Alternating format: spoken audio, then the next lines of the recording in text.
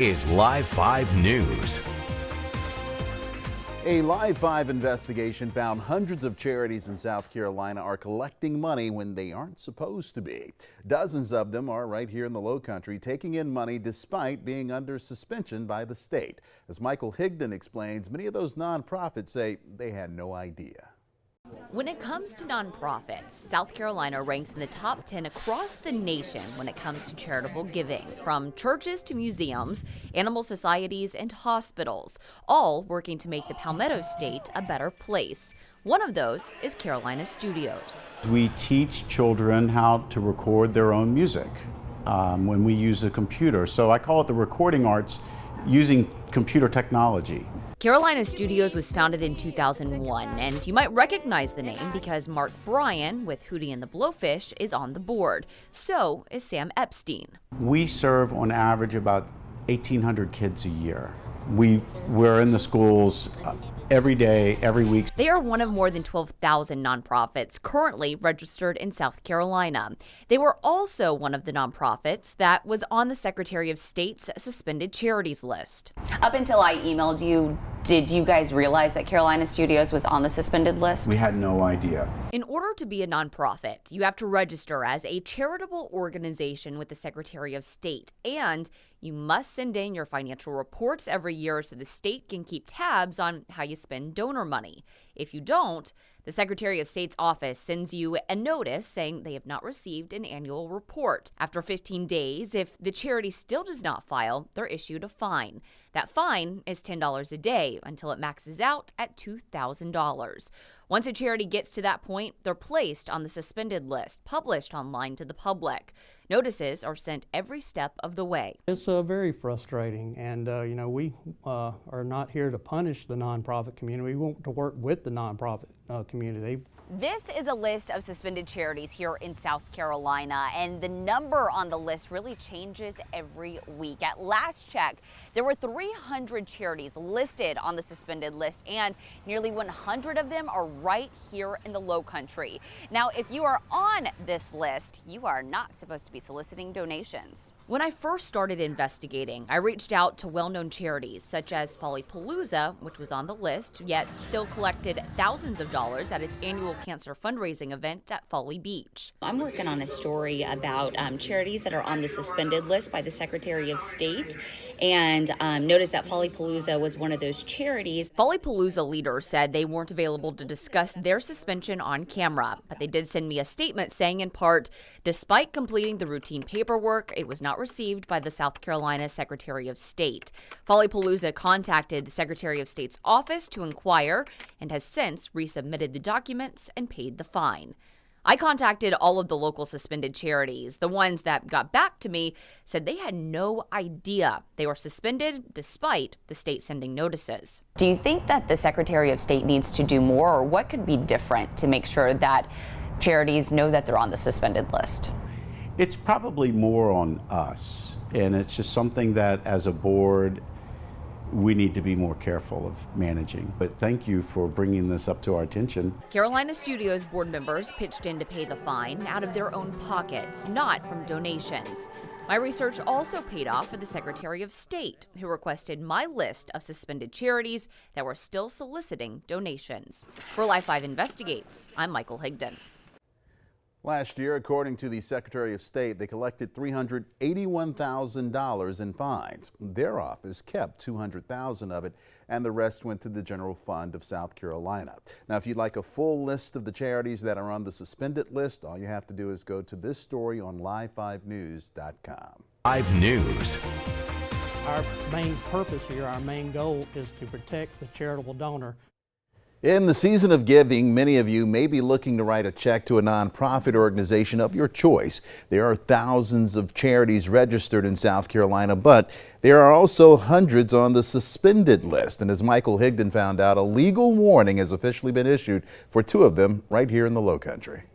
South Carolinians are some of the most charitable people in the nation. we give a tremendous amount to charitable organizations. I think that's one of the reasons why we get so many solicitations, because people know that we are caring and that we want to give. There are more than 13,000 charities registered with the Secretary of State's office, but there are a few bad apples.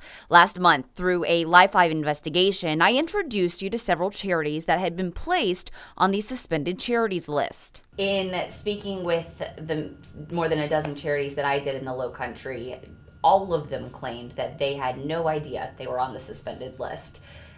Do you find that hard to believe? I do. I find that very hard to believe, and we have documentation.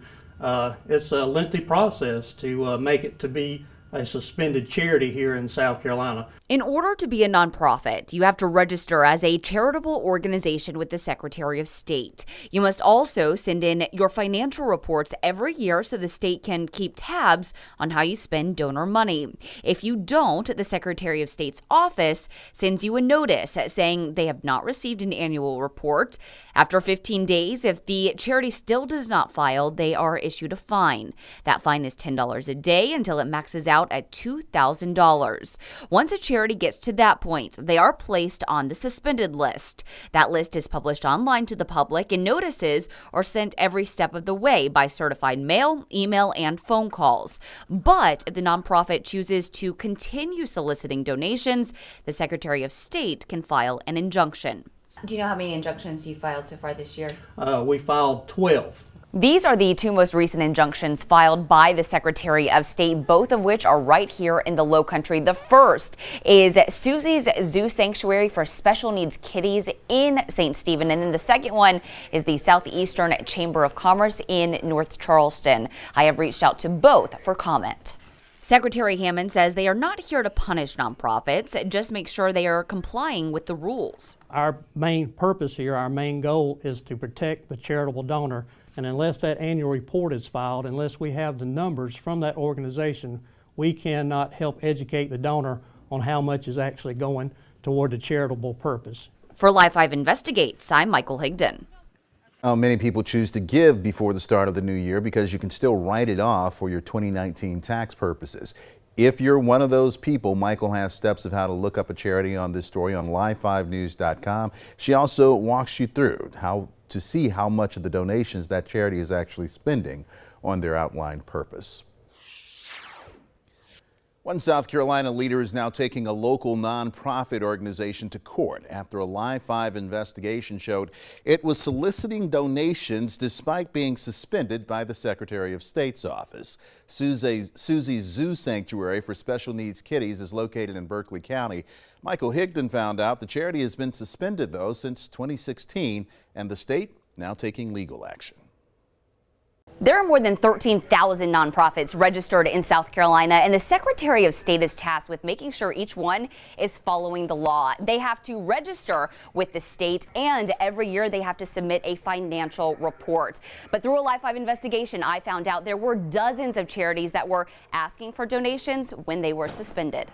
That's very frustrating. If you don't have that, the people don't know where the money's going. Susie's Zoo Sanctuary for Special Needs Kitties in St. Stephen is one of the suspended charities. After our investigation, the state issued a legal warning to Suzanne Melton, the CEO, for failing to turn in tax documents for 2016 and 2017. After that story aired, more than a dozen people reached out to me with concerns about the cat rescue, including Arlene Medallia. I kept saying, well, I'll bring food, I'll bring treats, anything to initiate this. Oh yeah, come on by, let me get those supplies. I didn't mind that, but it never happened. Arlene says her interaction with Suzanne Melton started several years ago when a cat came walking through her backyard. He looked hurt, so I brought him over, cleaned him up a little bit, fed him. He was with me for about almost 2 years. Long story short, Arlene took the cat that she named Buddy to get spayed and tested for certain diseases, including FIV, a virus that affects cats worldwide. Come to find out, he did test positive. They called me to tell me, and they also told me that they would not release him to me. I guess because he was a danger to other cats. So she did tell me that she found a rescue that would take in FIV positive cats. That rescue? Susie's Zoo Sanctuary for Special Needs Kitties. And Arlene says it started as a great relationship. She got on the phone with me. She told me all about her her rescue, how there would be air conditioning for the cats. She had other cats there, and it was great. I was so happy, so grateful for her. But about a year down the road, Arlene says she was getting fewer updates on Buddy. I kept telling her, well, I'll drive up there if you want me to. I'll bring whatever you need for your rescue, food, treats, litter, anything. I want to come see him. For a while, she said yes. It kept falling through, though. Every donation I made, every ticket I bought for her open houses, that never seemed to happen. Never happened. I never got to see him. Finally, I got this text message, really short, that says, oh, he got adopted. And the people who contacted me said a very similar ending happened to them as well. Either they were told their cat got adopted or Suzanne just never responded. So I decided to go up to the rescue myself to find out what was going on. I'm Michal Higdon. I'm a reporter with Live 5 News. Hi. We are looking into some concerns made about your rescue and wanted to come up here and give you the chance to talk with us. Suzanne agreed to show us around her sanctuary, which is in her backyard. Hi, baby. She says they cap it at 100 cats being there, and right now they have 88. There are also several pens where the cats are kept. She also says there are sheds with air conditioning in the summer and red lamps in the winter. I asked her about the multiple people who reached out to me. I had, I would say, more than a dozen people reach out to me with very similar stories of their cats ended up here at your rescue, and they were in contact with you for months to a year, and then you just kind of stopped talking to them, and they wanted to come visit their cats, and that was always pushed off, and to this day, none of them know where their cats are. Most of them have gotten information back. When you're doing the work we're doing, and I have sick cats, sometimes the computer is my last option to work with. Facebook, forget it. I don't have time. My priorities have got to be these cats. Suzanne insisted if you've had a cat go there, you can reach out to her via email and she'll update you on the current status. She told me it costs about $2,200 a month to operate the rescue, but because it's currently suspended by the Secretary of State, she's not allowed to ask for donations, but can still accept them. Oh, good gosh. Well, first it's vet bills, good food for these guys, expanding the habitats, getting them new things to replace old things. These guys need a lot. With you not being able to solicit because of being suspended, how are you right now with financials? It's been a little crazy, but we, like I said, we can still take donations. A couple of my regular donors are helping out. They're still tax deductible. They're still legal. I just cannot fundraise. Suzanne says she's planning on making a trip to Colombia soon to correct the paperwork with the Secretary of State. For Live 5 Investigates, I'm Michal Higdon. Now, during this investigation, Michael found out there is no agency that regulates or inspects an animal shelter or organization in South Carolina unless they provide veterinary services.